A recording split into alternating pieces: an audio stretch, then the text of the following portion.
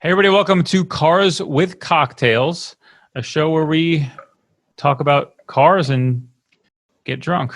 That pretty much sums it up. I don't know if the idea, like the target is to get drunk, but weirdly, you can't. I guess you can't like make drinks and whatnot without catching a little something of a buzz. Certainly a byproduct, or at least a happy side effect at worst.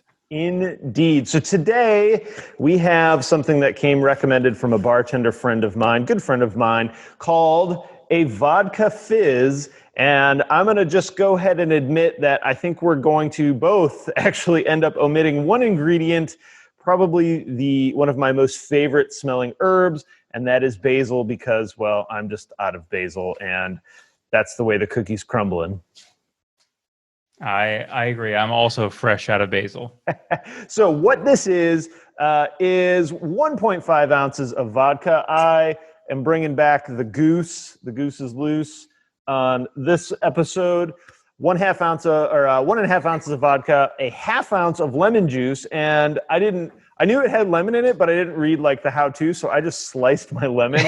So I'm gonna have some squeezing. You have to squeeze really hard. I'm gonna have some squeezing to do, and then 1 to 2 ounces of club soda. And I'll be honest, I got the polar bear today. I don't know that I've ever drank club soda, but I will tell you, as I was pouring the vodka into the measuring cup, I was reminded that I love the sound of liquids being poured into a glass, and I don't know that. In the fizz, like I don't think I'm going to be able to do as good of a job for everyone. Some kind of ASMR thing? Yeah, maybe. I'm going to tell you what I'm not going to love is squeezing a half ounce of lemon juice into this thing. Like there is no chance you can get that much lemon juice. I don't know, dude. Let's see how I do. All right. I think I can get pretty close. I would be really impressed if you. Oh, dude. I'm going to get there. Look at that. Oh, that's pretty good. That's pretty close. Right. There's like 5 giant seeds in there, I think, taking up some space. But, oh, geez. Oh, it's squirted everywhere. Yeah. It happens from time to time. Yeah, I know. All right. Well, I got my half ounce of, oh, I like the smell of that. My half ounce of fresh squeezed juice. I have proper lemon juice, the Teeter brand. Harris Teeter. I am also going to say, and this is one of those things that anybody I'm willing to fight with them on, lime juice is better than lemon juice. Oh, it's not even close. Hard stop. Limes are a million times better. I also don't have anything to stir, so the old finger stir is gonna have to do. I'm also like an over-icer of drinks. I like to put as much ice in the glass as I can, and then whatever room you have left is for the actual drinking liquid. I go through a lot of ice, but whatever. All right, so I've never had one of these before, and it smells fine. I don't know. Let's find out. You're not even done yet. Did you do simple syrup already? Oh shoot! I forgot the simple syrup or syrup. Okay, it's not bad without the simple syrup. Let's see. Syrup. 1/4 to a half ounce of simple syrup. I went a little heavy on both my simple syrup and the lemon juice, so mine's a little bit probably sweeter than yours. I'm imagining this is just going to taste like lemonade. Kind of. That's what it seems like. I made this simple syrup earlier, so there's that.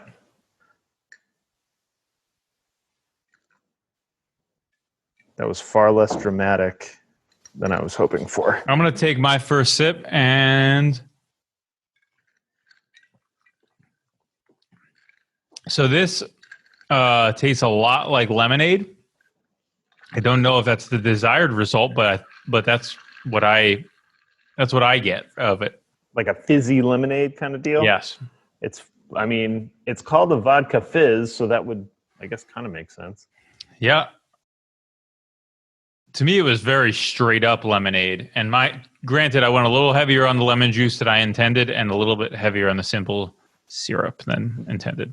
Yeah, the simple syrup definitely makes it more lemony. It cuts down some of like that tartness of the lemon, which weirdly, maybe not weirdly, I don't know. I like the tartness of the lemon. So I'm gonna actually squeeze a little more juice onto that one. But it's good. It's refreshing. I feel like a good summertime kind of drink. I don't know that like sitting by the campfire this would be my first go-to, but for a hot summer day. Yeah, this is like a I'm into it. in the hot sun, hanging out on like your deck or whatever, by the pool, whatever you're doing, that type of thing, lake, whatever. I would say a good alternative to a really good margarita. If tequila is not your thing, then a vodka fizz may be a good backup for it. But it's good. I am going to enjoy this. I don't know if I'm going to be able to make a second one based on how much lemon juice I'm going to have left. But I have plenty of sugar syrup and all the rest of the ingredients. So we'll see. So we got our drink knocked out. I'm going to be enjoying this. I actually think a little bit of salt might actually do well in there. Salt tends to kind of bring all the flavors out. So a little like a I don't know what they call it, saline, I guess, where it's just similar to how simple syrup is sugar and water mixed together, salt and water mixed together, maybe saline, or just, dip it in the ocean and that may get it done too. I am far from an expert in this category, but this is good. This is really good. I like it. Okay. So topic for today, you and I talking about APR, the company who is popular in the VW and Audi space. One of the more prominent ones has removed Stage 2 tunes and is discontinuing downpipes. Yeah, that they dropped that announcement very, very recently. They pulled the Stage 2 file. I think the Stage 2 file technically, as time of recording, might still be there, maybe, but it is not long for this world, and they completely stopped selling their downpipes. Now, Paul, you probably know this better than I do. That downpipe that they sold, that was still a catted downpipe, just with a high flow cat, or was that a no cat downpipe? That would have been pretty sure they didn't offer any catless options that I'm aware of. Now, again, we're not an APR dealer, but I'm pretty sure everything they offer was catted. Okay, so that I assume this is going to be full of a lot of assumptions here today, seeing as how you and I are not, a fly on the wall in the office of APR or any tuning company, really. I think we can speak to this coming from several different points. One, obviously, there's an obvious reason why they did this, and we'll get to that in a second. But I am kind of surprised a little bit that they offered a catted version and decided to drop that. But I think that this is less about the hard pipes that they had available and much more about the software that they have available, because APR is really, if not in the top three biggest VW Audi tuners. They're, of course, the ones that are going to draw the most attention and raise the most flags. That's the tune that I think more people probably have that tune. I say that tune, Stage 1, Stage 2 file on more modern VWs than probably any other tuning, at least in the US. There's a lot of other really great tuners out there, but I think because APR is the big boy, it only makes sense that most of the cars that are tuned would be APR. They definitely, certainly historically, they were clear number one. As years have progressed, probably less so. It was less of a clear number one for them. But the reason why, and I don't know if you know this or not, but a couple of years ago they got bought, and so they're under the umbrella of a much larger corporation because they're under like Holley, MSD, like all the umbrella of that business, which I'm sure is the reason why they've pulled this trigger, is because they have too much exposure at the higher level. Yeah, this is all EPA and emissions and being compliant type stuff. Because they're part of that bigger conglomerate, that bigger company is looking out at all of those brands and going, you're not compliant at this file, you're not compliant at this file. These things, while we say are off-road use only, obviously people are buying this from the street. And one of the issues with stage 2 files, this is not just APR, for like my Golf R, for example, is that with stage 2, a lot of these files are never able to set all, 8 readiness monitors.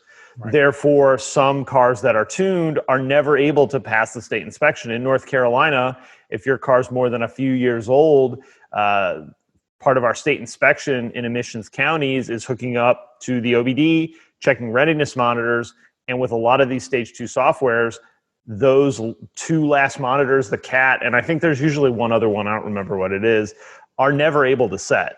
Therefore, because that's not able to set, the car can't pass inspection while that file is on the car.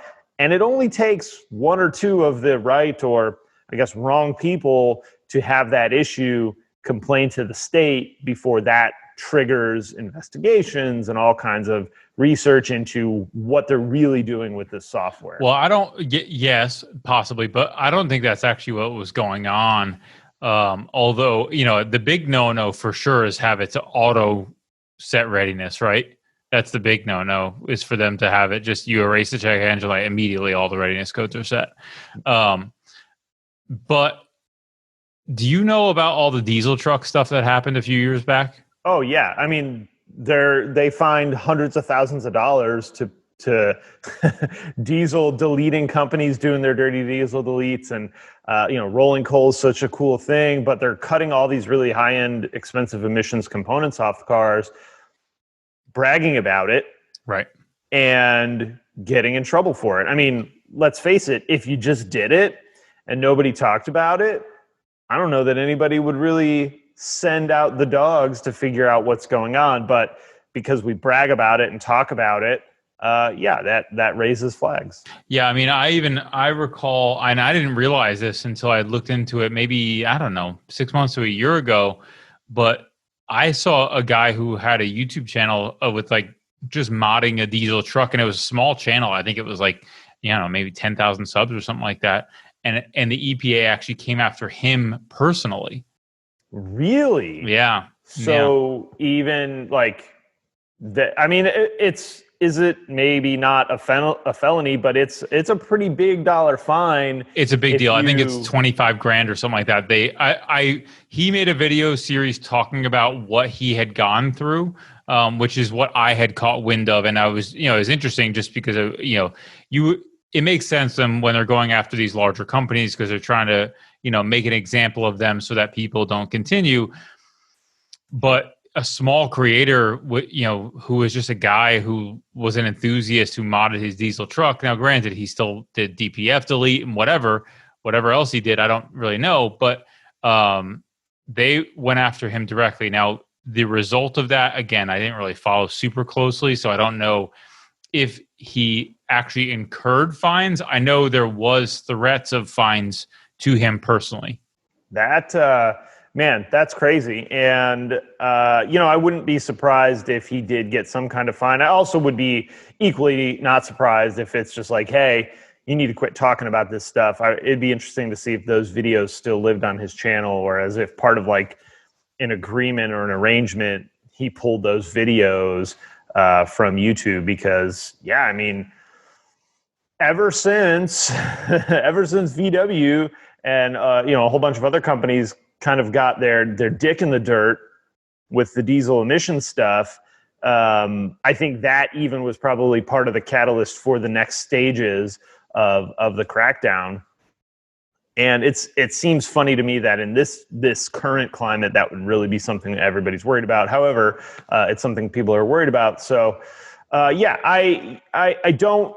This didn't come as a super surprise to me from APR, being that they are like the bigger or biggest player in the game.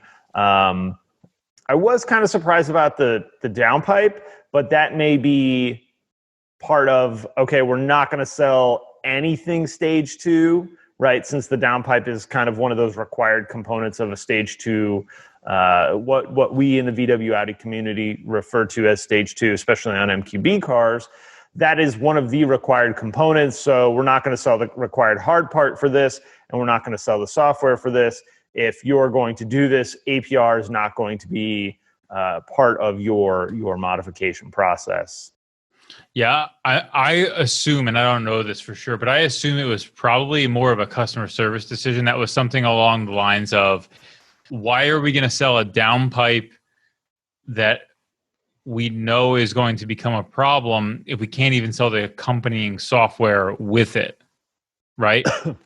Right, because you can't put that downpipe on the car long term without a software file to match it, or you're going to get a catalyst deficiency or some kind of check engine light error. It does make me ask the question, though. So now, all right, so APR says we're not doing it anymore. You have this window of opportunity for other tuning companies, some of the it's still pretty big, but a little smaller than APR, to jump on a trend of, hey, this company's not selling these anymore. We have these in stock. We already, whatever, committed to this order. They're not available yet, but they're on order. We got a good opportunity to sell a bunch of downpipes and a bunch of files before we really need to maybe follow suit and kind of do the same thing. Yeah, I think I don't know, but I presume most people are going to take the approach of lay low and avoid major concern and let it go as long as you can without it being a problem. That's So you may not see any like downpipe mega sale coming at any point in time, and it's going to be interesting. The day that APR stuff dropped, it was all over. I assume all over the forums. I don't spend a ton of time directly in forums, but the Facebook groups, which is kind of today's forum, it was in every single one of them, and like screenshots of no longer available and this and that. And then other companies were being asked, hey, tag at so-and-so from XYZ Tuning Company. What are you guys doing? And it was basically, we still have it available. Whether that stays long-term or not, I don't think any of us know. That's going to be a company-to-company decision, and you're always going to have the smaller tuners and the boxes that allow you to do whatever tune you want. That's always going to be available. You're always going to have that as an option. It's just you may not see these stage 2s from some of the bigger, the top five players in the game. Which, I mean, let's be honest, stage 1 really in MQB is kind of the sweet spot from an affordability standpoint, a reliability standpoint, a horsepower and torque per dollar. It's far and away better than stage 2. Yeah, well, certainly dollar value, no question, obviously, but it's hard. And I've talked about this, and I'm sure you've talked about it, is getting back that dollar per horsepower. Once you get past that stage 1 or stage 1 plus or whatever you want to call it, is it's impossible. You can't do it. 100 horsepower for $600 or $700 is insane.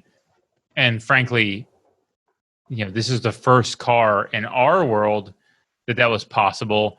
You talk about higher line models like 3.0T turbo engines, 3.0T supercharged engines, 4-liter turbo.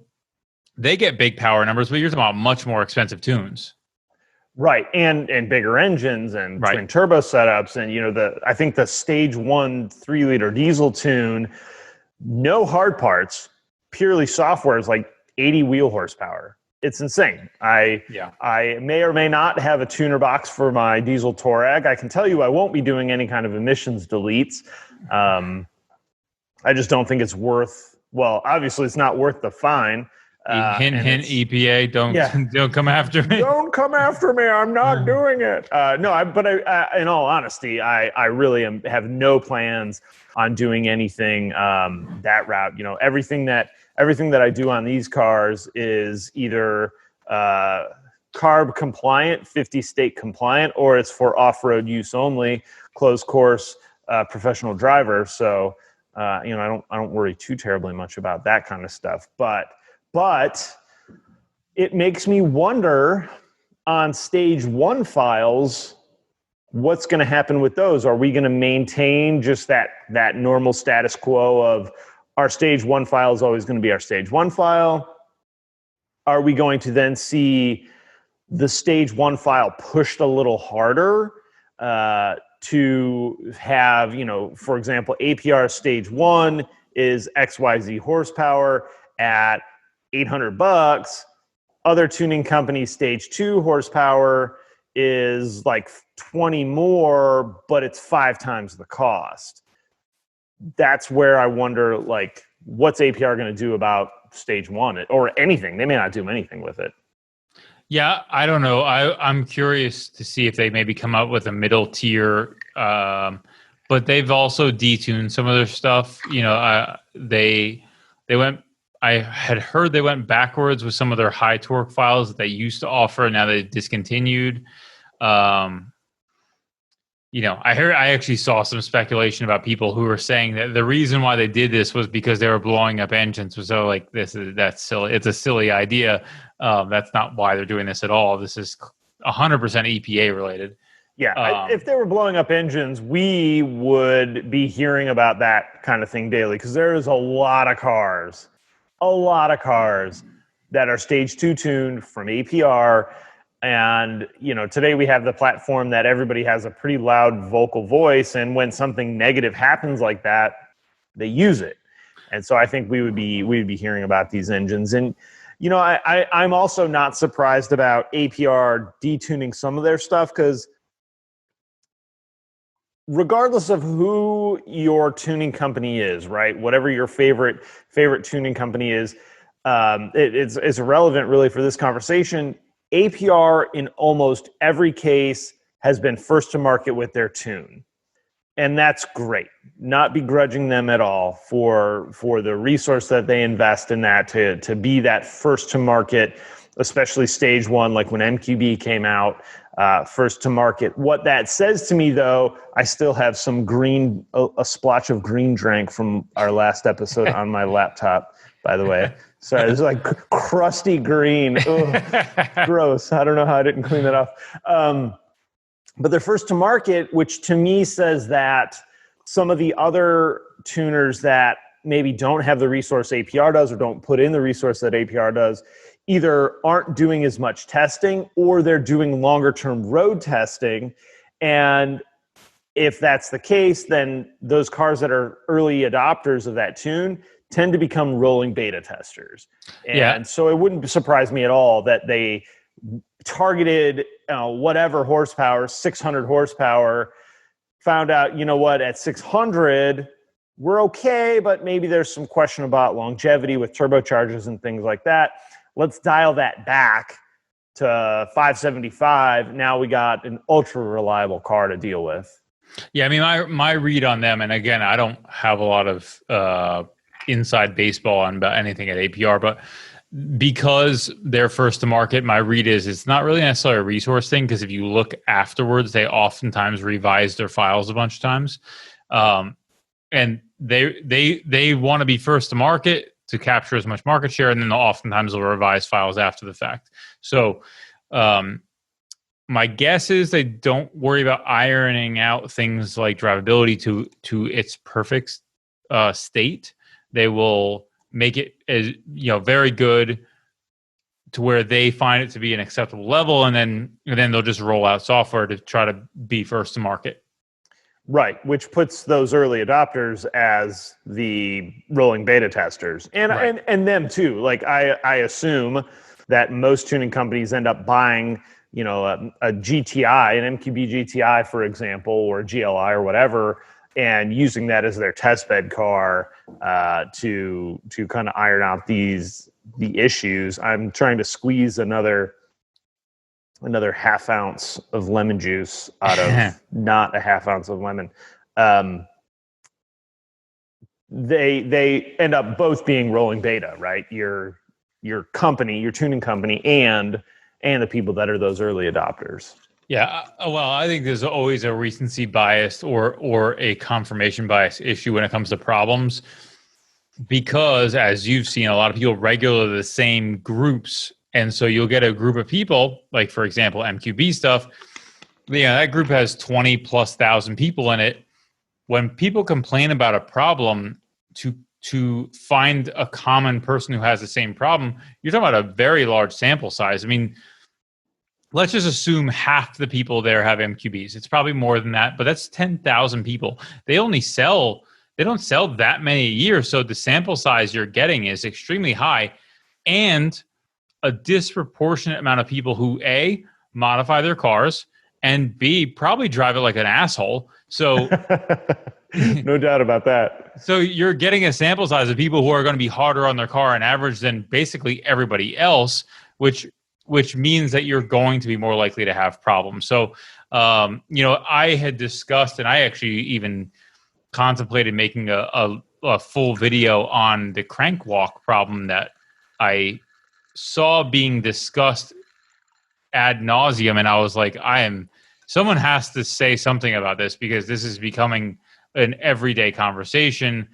It kind of petered off since then, and I decided that I don't think making a video around it is actually going to be the best thing to do, mostly for the fact that I think that it will likely cause more panic, even though I'm going to give a very tempered, nuanced perspective on what's going on. The likelihood that actually creates a scenario that you end up actually having people take your perspective, the nuance in, it seems almost unlikely that they're going to take that nuance. They're just going to be like, oh, yep, he said that happens, so it happens. Yeah, you're in. I had to go get another cup of ice, and now I'm just making a mess. Look at this. Look at this giant mess. I don't even know what I'm doing here.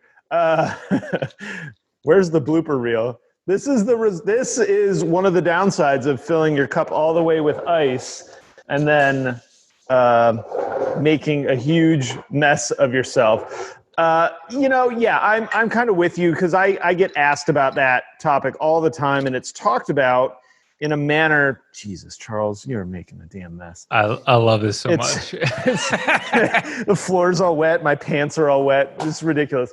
I get asked about it a lot too, and the way it's talked about and the way people are scared of it already without me saying anything, because I've never really made an official statement or anything, is that this is guaranteed to happen to your car the second you put a high performance clutch in, or the second you tune your car.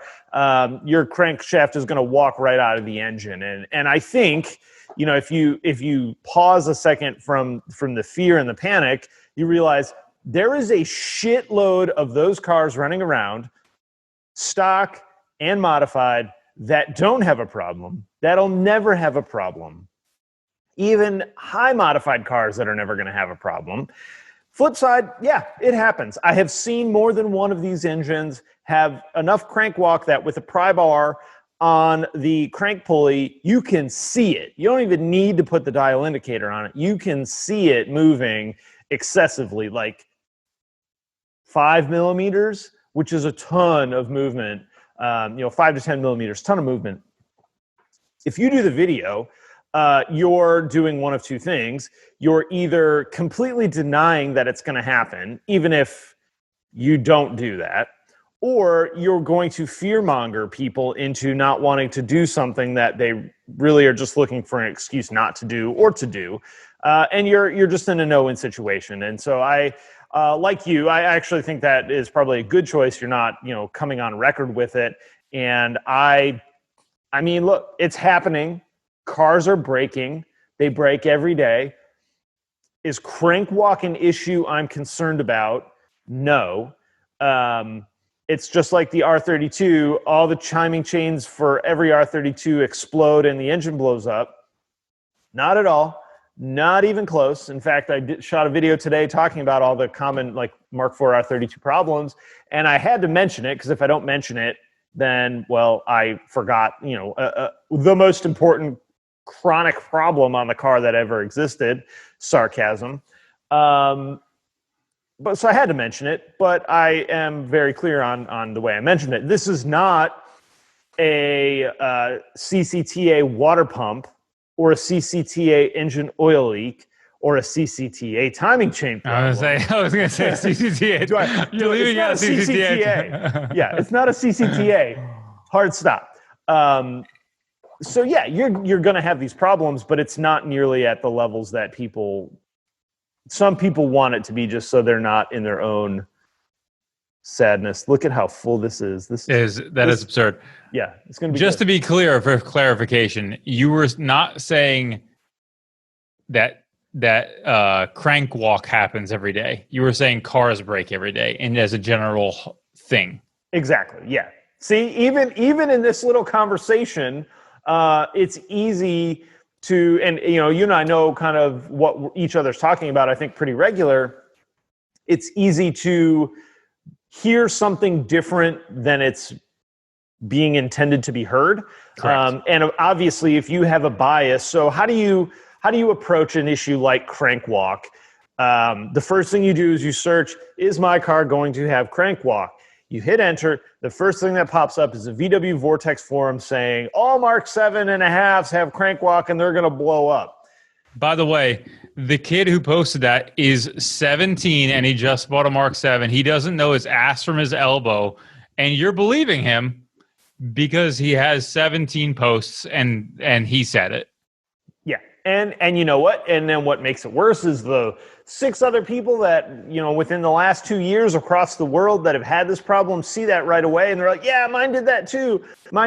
Now you have, instead of drawing a sample size of thousands, you have a less than 0.1% of the sample size saying we had this problem. And that, my friends, while if it's your car, fucking sucks. Yeah. And brutal. I won't even try to tell you it doesn't suck. But that is such a small percentage, it's not worth a communication from the brand at all.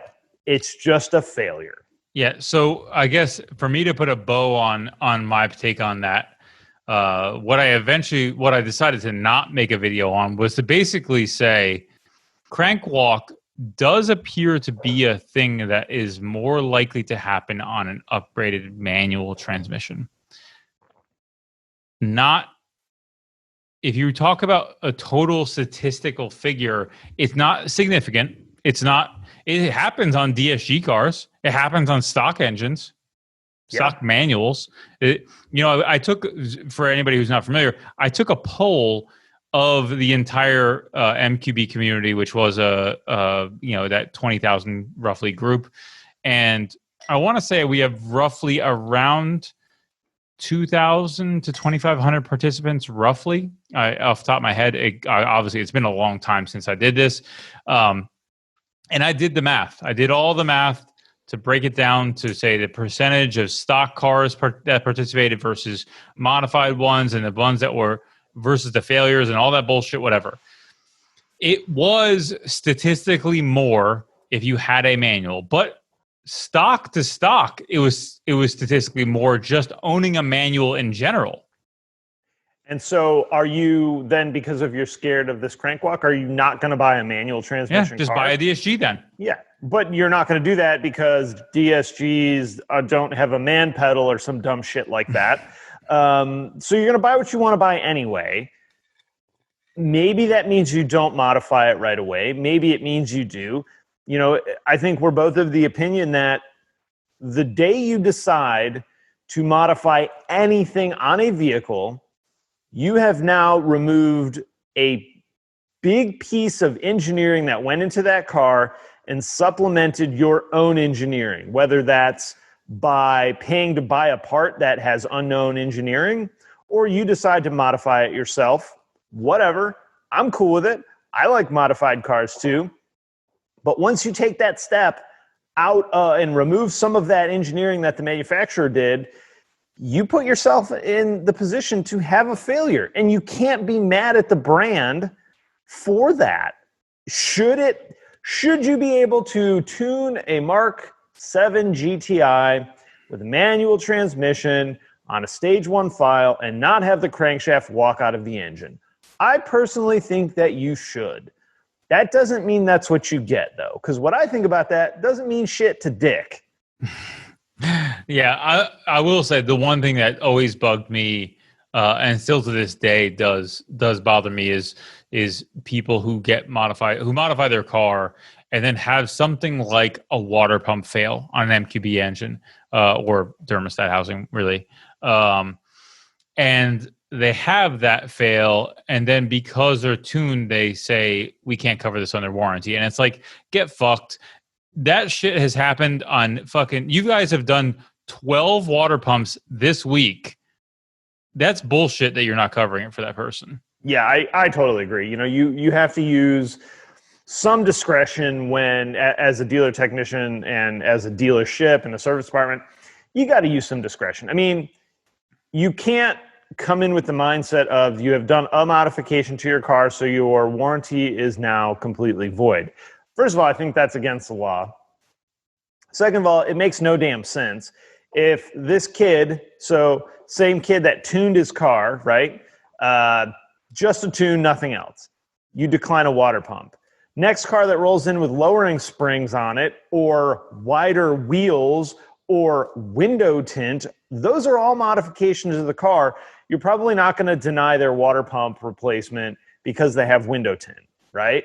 So to me, it's no different with the tune. The tune, in no way, shape, or form, caused the water pump to leak. Now, we could go down a path where bear with me on this because this is going to be a kind of a long way around. That higher tune, right, created a disruption in crankcase pressure because of more boost, causing an issue with the PCV system that it never intended to have, causing an oil leak, causing a coolant leak. If that's the approach, I might be okay with that. But flat out, you're tuned, your water pump's leaking, no other issues, we're not going to do it, that's crap. That's crap. First of all, I'll say that particular thing is some beautiful mind fucking math on chalkboards, fucking numbers all over the place. Really abacus, sundial, like really reading palms and shit to get to that point. That's what my opinion is. But I could see how you could try to get there. But you could even argue tuning a car puts a heavier load on the engine, which puts a heavier load on the cooling system, which makes it more likely to fail. Well, but guess what? The 12 other people who drive like grandmothers whose thermostat housings failed this fucking week, they didn't drive like that. So that's a load of horse shit as far as I'm concerned. Yeah, you are trying to have a problem with the car at either one of those points. Correct. You know, there's definitely times where a modification directly impacts a part failure. I have done and denied more than one ECM replacement on a car because it had a tune. A lot of them were that tuning company we were talking about a second ago. Not all of them, but the majority of them. And so, yeah, you have a driver fried in your ECM, you're tuned. I can't replace your ECM because if I do, I'm going to get in trouble, and I'm not getting in trouble for replacing your ECM and risk losing my job over that. But for the average viewer, just two things. One, real quick, I want to make sure because people are probably not going to understand the subtext of what's going on. The VW dealers are all separately owned. They're not owned by VW, so they are all separately operated. They get paid from VW to do warranty repairs. So if as a technician you do a repair, let's say put an ECM in a car, that it would not be covered because of that.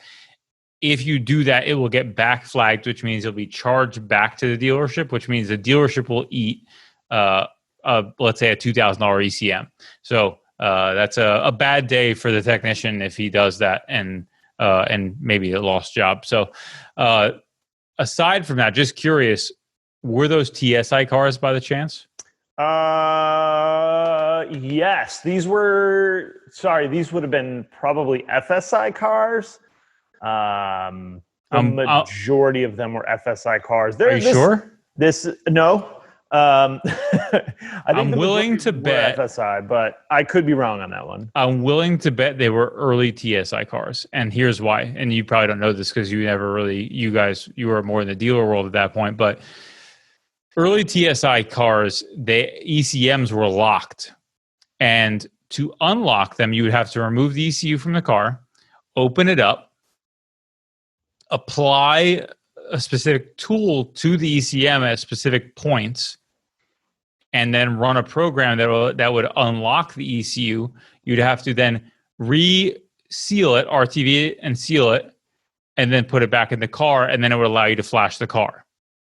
Yes, there were some of those that did have that, but there were others that, like, this goes back to the 1.8 turbo like AWM days. So this is not just a most recent thing. Those are a whole different ballgame. And yes, we had a guy at the shop, actually, at our shop, that we had a 1.8T, and all we did was start to look to flash it, not even attempt to flash it, but just see if we had a file for it. It threw a checksum error fault, and the dude was so pissed at us and saying that we fucked up his ECM. We never even flashed it. We never even attempted to flash it. All we do is plug it in. Hey, is there a file for this computer?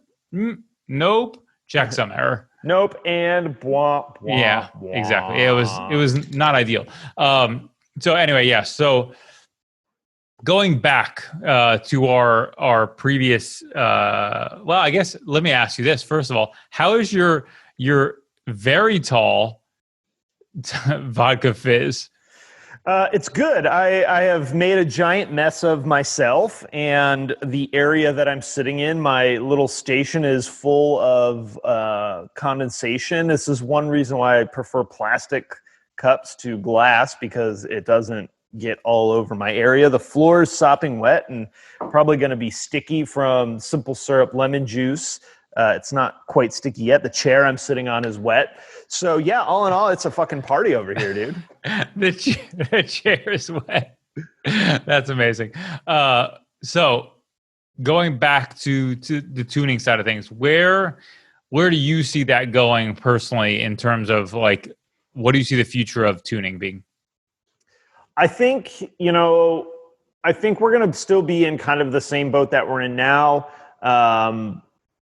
Less hard parts, especially when it comes to things like exhaust systems.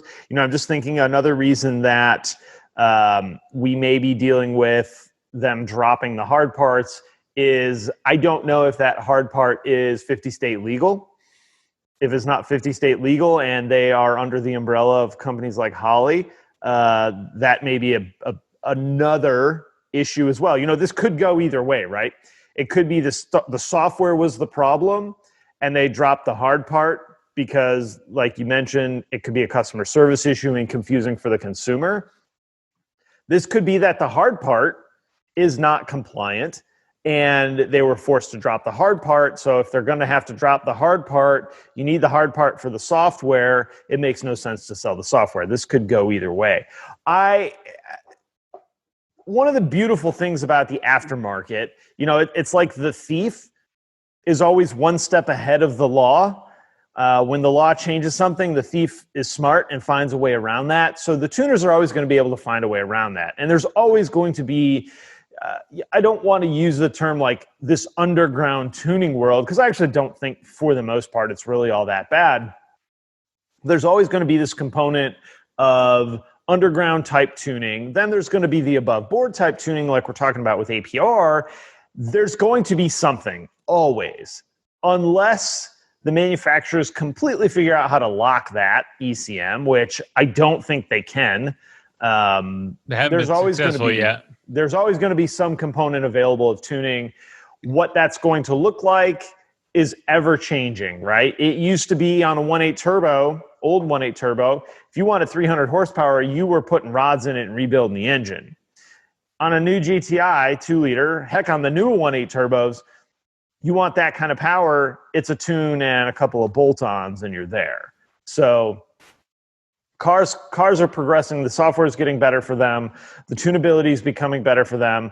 We're always going to have this tuner community available for increasing power, changing vehicle handling and characteristics and dynamics. What scares me more is people screwing around with stuff they shouldn't screw around with, things like adaptive cruise control and stuff like that. That makes me a little uneasy, but yeah, I don't. Tuning's not going anywhere. This is not a sign of like the death of the tuner, which I could see that being like a Jalopnik article because APR is dropping stage 2 and all tuning cars are going to die tomorrow. I don't think that at all. By the way, you 100% just came up with the name of this episode, "The Death of the Tuner." It's 100% going to be that. Yeah. Hey, you know what? If we can somehow mimic like a Jalopnik thumbnail, I think we could roll with it. But if we can't do that, then I think it falls flat. And yeah, it's fucking clickbait bullshit on that one, dude. No doubt about that. I love it. Oh my gosh. Yeah. So what I actually envision is eventually long term, I see most of the big tuners actually falling prey to this exact situation. I don't think it's tomorrow. I think it will be coming in the call it the somewhat near future. What I foresee happening, most likely, or what I predict happening, is moving to a more open source tuning platforms that have tunability partners that actually allow you to have whatever a la carte kind of software you want. So you can buy the platform. It allows you to tune your car with some sort of very basic setup. And then if you want to get more aggressive, you can have some tuner actually allow you to do that. So isn't that kind of how Cobb, the Cobb access port is set up, where you buy 100%. The access port, then you can buy whatever tune you want. You basically use that as the gateway to change the software. What software you use is really up to you. So it's like the integrated engineering plug that I have, except you won't be locked into having integrated software only. Correct. You could get your own custom tune, or you could have someone like Ian tune your car or whatever remotely, oddly enough, too, which is pretty awesome. Yeah, no. So what will happen is something, and that's why we added Cobb was because it's a more open source platform for people who are looking for more customization, and that's really something that the people who are looking for people, I think probably like you and I, where I'm getting old. I don't really fuck with my car a lot. I'm too busy for doing that. And what I like to do is tune my car and then just be done with it and not have to deal with it. So I would like regular software on my car. Now, people who like to tweak and bullshit and add EA5 and this and that and want to add water meth and add all that stuff, they are looking for a platform like that allows them to do all these little tweaks here and there to get them where they want to be, which has more power potential, but also has more downsides with all the drivability concerns. Yeah, I would say the majority of people probably don't need to be doing that stuff themselves. If you don't know what you're doing and why you're doing it and what problem you're trying to overcome other than I want more power, I would recommend leaving that to someone that has done some level of R&D on it and, buy the off-the-shelf tune. That said, you have an off-the-shelf tune, click, order, buy, APR, whoever. The custom tune is almost always going to be better in every way than the off-the-shelf tune because I don't care what you think or not you, but I don't care what someone thinks or says. Every single car is different. You're tuning, if I got it tuned for me here, I don't drive a whole lot across the country. Someone tuning in Colorado in the mountains, their tune's going to look different. The off-the-shelf tune accommodates everyone. The custom tune accommodates you, your mods, your car, your region, I don't want to say driving habits, but like what you're looking for and asking for out of your car. The custom tune can do that for you, where the off-the-shelf tune is essentially OEM plus software, right? It's got to accommodate a whole bunch of stuff. It can get away with a little bit that the OE software can't, but it's got to accommodate everyone, say in the US, for example. No, I mean, I completely agree. The one thing I would say that's not the case in terms of that stuff is drivability, because that customized stuff, that's those smaller tuners who are they're either road tuning or dyno tuning or whatever, they're not considering every driving circumstance. They're doing it based on logs that you provide or whatever.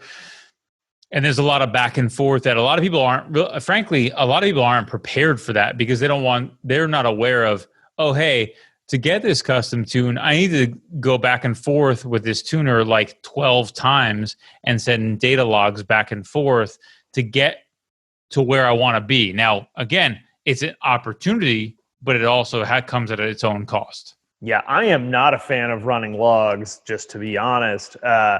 It is a lot of work, and let's face it, oftentimes when you're doing this, you are putting yourself in a less than legal situation because you're being asked to do a fourth gear pull at wide open throttle. Well, fourth gear in this car is pretty fast. Fourth gear in the R is probably north of 90 miles an hour, and there ain't anywhere around here that's legal. So, and it's a lot of hard work, and you're back and forth, that whole back and forth, and you're also basically diagnosing issues with drivability in certain situations by logging, which can be a hassle.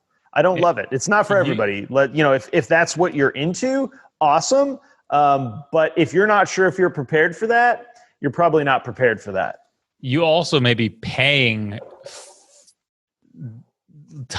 labor time for the diagnostic, right? So it comes at its own cost in dollars. Paul, you froze. Oh, God damn it. There you are. You're back. You froze for a second, and now you're back. Hold on. Did you spill some green drink on your computer? I didn't spill any drink. I wish I had. Oh, it's still recording. I don't know how that's possible. It literally just said like, oh, do you want to send this fault to Zoom? Thanks, Zoom. Thanks, Zoom. You're my only friend. All right. Yeah. So anyway, I really see the future of it being that custom tuner thing, and then piggybacks. Piggybacks are probably going to take a little bit of a leap, because that does also not eliminate the potential for a warranty issue, but it can significantly reduce it. My Golf's flagged TD1, and it has been for quite some time.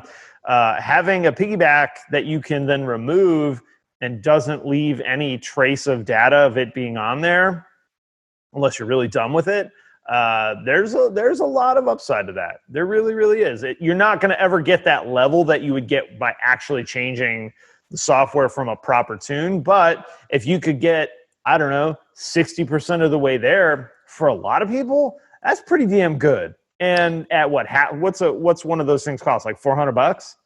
I don't know. There's a variability depending on options you have, but yes, there are on the cheaper end. Usually, most people who go piggybacks eventually get full tunes, but it certainly is a good option, or at least a step there. Now,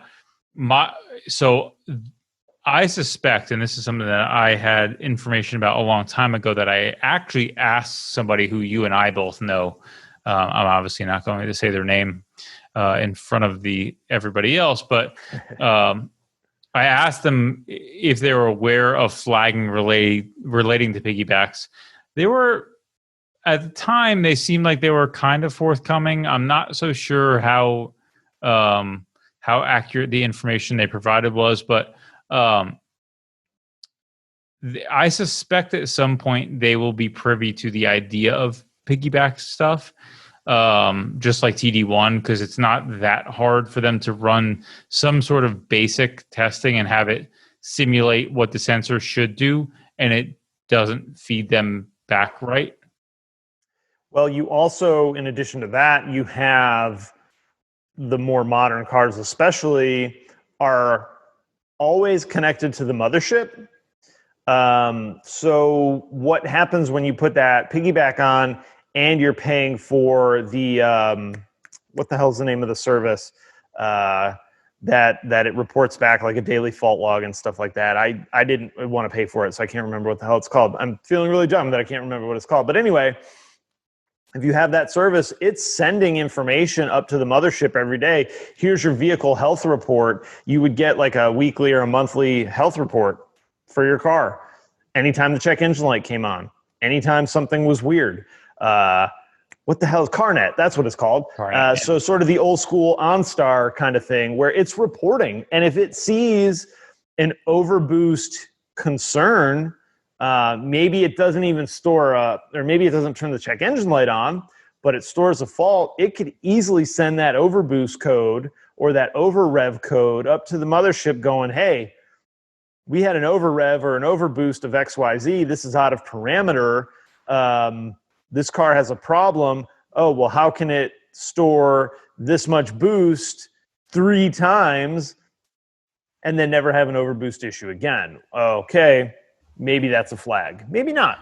I don't know. Well, first of all, I'm almost positive they will, once they've really set the parameters properly, over revs will immediately report to them, regardless. Yeah, I wouldn't be surprised by that. I mean, they're not gonna start extracting less information from the car and from the owner. It's only going to get more. Big Brother's only going to put his hand down your pants more often. That makes Big Brother sound like he's a pervert. Well, you read into that what you want to read into that. My true feeling about it, but he drives a van down by the river. Yeah, he's got free 10 millimeters for everybody. So. But yeah, they're not going to be less intrusive with our cars going forward. You know, the more it's connected to things like our phone, the more it's connected to the mothership back in Germany or wherever, the more of these things it's going to know. And it's going to know right away. It's not going to have to wait for you to take it into the shop and the technician to plug the scan tool in. For sure, that's going to happen. It's funny you talked about like people modifying cars in terms of danger and that type of thing, but I actually think the interesting part's going to be, kind of dovetails into last conversation is when people start modifying EV cars, which is inevitable because you can crank them up to give, a lot of power potential with just software. You also can explode fucking batteries. Yeah. Maybe. I mean, I guess there's some sort of discharging. Well, no, what will happen is discharging too quickly creates heat problems, and it will cause a thermal event, as they say. Yeah, if you how very dealership of you. If you bypass some of those software safety protocol, then sure you can end up with a severe issue. And how deep that monitoring goes is going to depend on the car line. It's going to depend on the vintage. I mean, are we talking, 2019 e-Golf is going to be significantly different from a 2024 e-Golf as far as their intrusiveness. But yeah, like I said, they're not going to look for less info. It's only going to be more. It's only going to be tighter restrictions. It's only going to be heavier monitoring. Have you ever seen a battery thermal event? Not a big boy battery. I've seen a small, like a normal car 12 volt thermal event. And it's big. Yeah, it's bigger than you think. It is much bigger than you think, and it runs away. You cannot stop it. And when you have a very large battery, it runs away for a very long time. It's going to be interesting. Yeah, that is the case. So I guess that begs the question of, in model year 2024, are you tuning your GTI, or are you going to leave it the hell alone because hopefully it's a badass car and you don't need to mess with it? Or are we always going to mess with it because that's what we do? For me, I'm always going to mess with it because that's what I do. Probably just about as old as I get. So I suspect you are on the same boat. But I don't think it's for everybody. No, I don't think so either. And I think we're kind of already at that point where, like, the car's so damn good. Even a lot of enthusiasts are like, yeah, you know what? This car's pretty damn good. I think I'm just going to let it be. Unfortunately, I think that leads to some people making modifications to the car that I don't think they should, like putting stupid low suspension on it and ruining the way the car handles. But that's, it's your car. You could really do whatever the hell you want with it. I marginally to not at all care about that. But there's always going to be some kind of tuner and modification community. What exactly it looks like, always changing, forever evolving. The more electronics we get, I feel like the cooler the tuning actually becomes. Where this one is a bit mechanical, and this Golf R right here is a bit mechanical. And when you put lowering springs on it, you just put kind of dumb lowering springs or coilovers until you get into air ride. There's not a whole lot, unless you want to spend a ton of money. Then you could probably get electronic, variable spend like 10 grand. Yeah. Yeah. That car. Well, I guess this one might be worth 10 grand. That one's probably worth 12 or so, but you see that one with 1,800 miles on it? Ooh, I did. I don't know. It's funny. Did we talk about the other one before it sold? I thought we did on another episode, but it was before it sold. We didn't, but hey, you know what? That was the other topic we were talking about for today. Was it? Was that? Yes, it was. Oh, it totally was. R32 values. Okay. So that one, the other one was with something like 5,000 miles, right? The one that sold on like PCAR or something like that? Yeah. What, 56,000? Something like that. 56, 58. I think by the time all the taxes and fees were done, it was north of 60 grand. Holy fuck. That's double what that car was new. Double. Yes. Insane. Apparently this other one of the guys, again, I don't pay attention to this shit, but one of the guys who works with me mentioned that car, even though it had 1,800 miles, was not as nice as the 5,000 mile car. I mean, even if it wasn't driven, which is not necessarily a good thing, the car is still 16 years old, 17 years old almost at this point. So that doesn't mean it's nice. It could apparently they drilled holes in the spoiler. What? That's what he said to me. I don't. What? I haven't verified any of that, but he, this is obviously the guys who work for me, or most of them are enthusiasts, so they know what they're talking about. He said he looked at it and there was holes in the rear spoiler, like they had like tacked on another one or whatever, and then removed it. Well, I hope it goes for 100 grand, because all I know is it ain't a dollar of my money going to it. 1,800 miles. Man, what a shame. $60,000 for a fucking Mark IV R32. I love our Mark IVs. I have a very cherished place in my heart for them. Yeah, same. But not $60,000 worth of a place. Not $60,000. Not $30,000 worth of a place.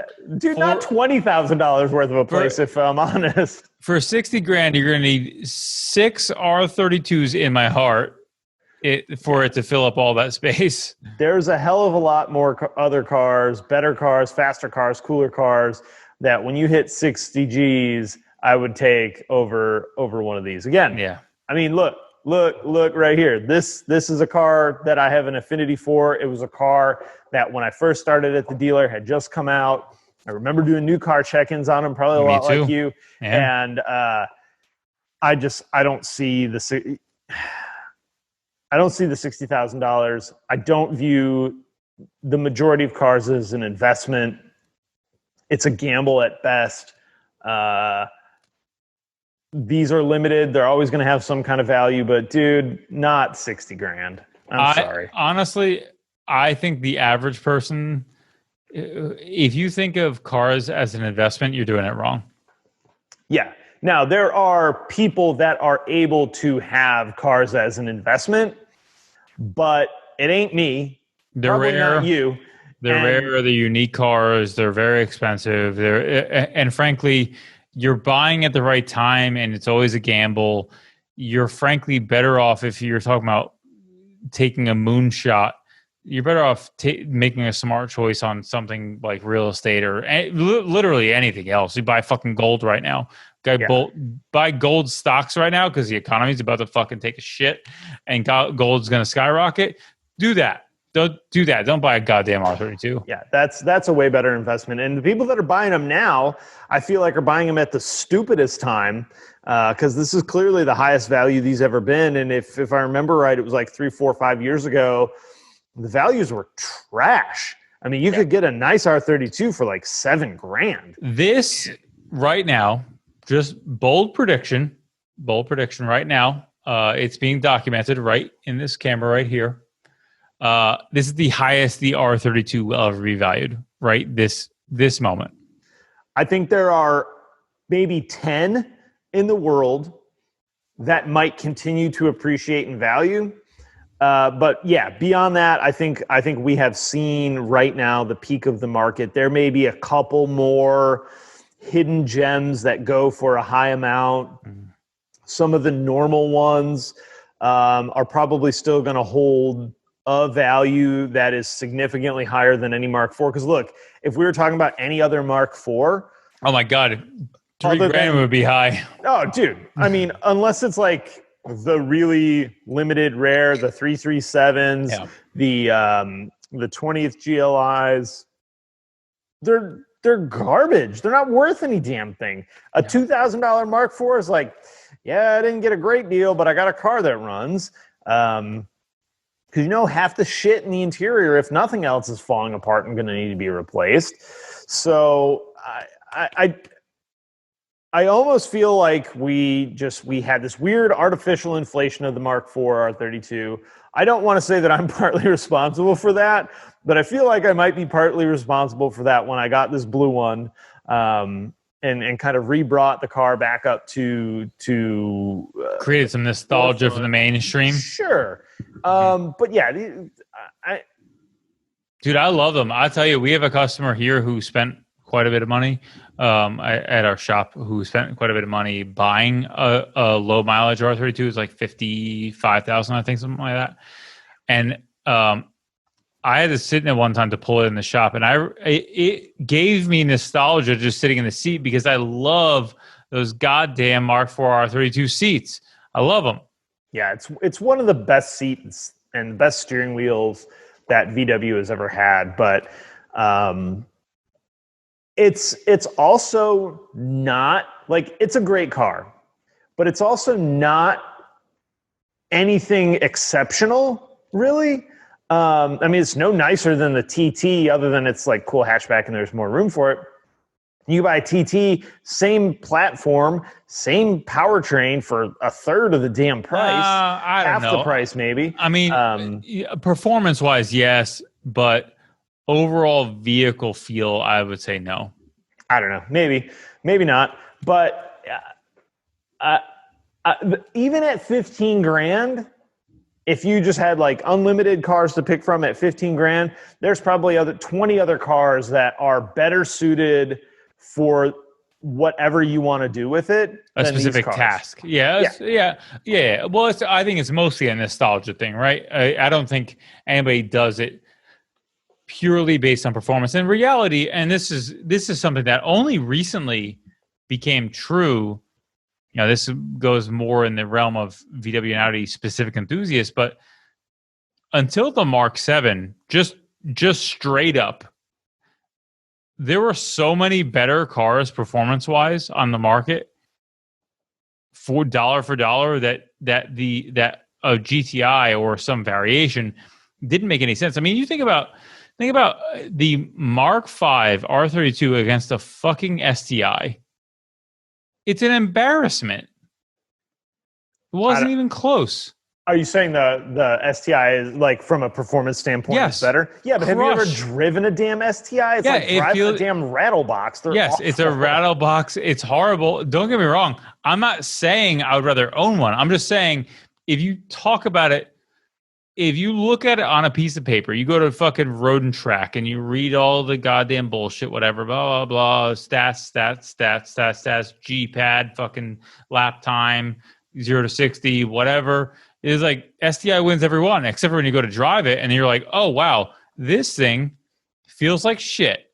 And this car actually feels nice. And that's why people bought those cars. And that was always the reason to buy VW over other things was hey, yes, it doesn't perform as well as that and that and that, but it's also a much nicer car that you can drive every day. Yeah, your mom's not going to hate you when you have to, when you take her out to lunch for picking her up in your $40,000 piece of junk rattlebox Subaru. I'm disappointed. I always wanted to love the STI, and I always had like this kind of cool affinity for the STI until I drove one, and I've driven several of them, and every time I drive one, I'm like, wow, what a damn piece of garbage. I hate this car. I'll take a stock GTI that's insanely slow compared to this thing.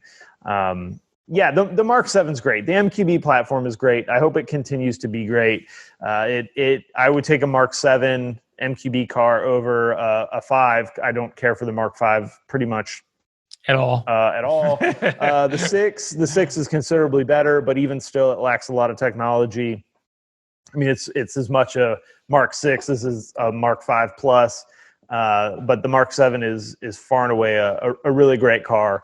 For that every day, for that commuter that you want to have some fun with. It's not the best car out there. Even at, $30,000, you probably can find some other cars that are still really, really good and really, really close.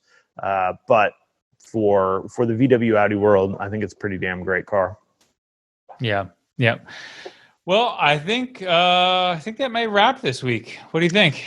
I don't know. Do you want to harp on how the R32 is a stupid investment some more? Because I'm hoping that's not the case. I got 2 for sale. If anybody wants to buy either one of these for $40,000, I will low price of $40,000. I will happily part with both of them for a cool 80 G's. I could probably find something to fill that void of unhappiness if I did. So. Also, by the way, they're both famous cars. So 80 G's, it's basically a steal, and they can fill the 80 G hole in your heart. Yeah. Yeah, you could brag to your friends that you saw it on the internet, because that's a thing. Yeah. All right. Well, until next week, we will find a new drink and talk about more shit. I think that is a good plan. Bye, everybody. Bye.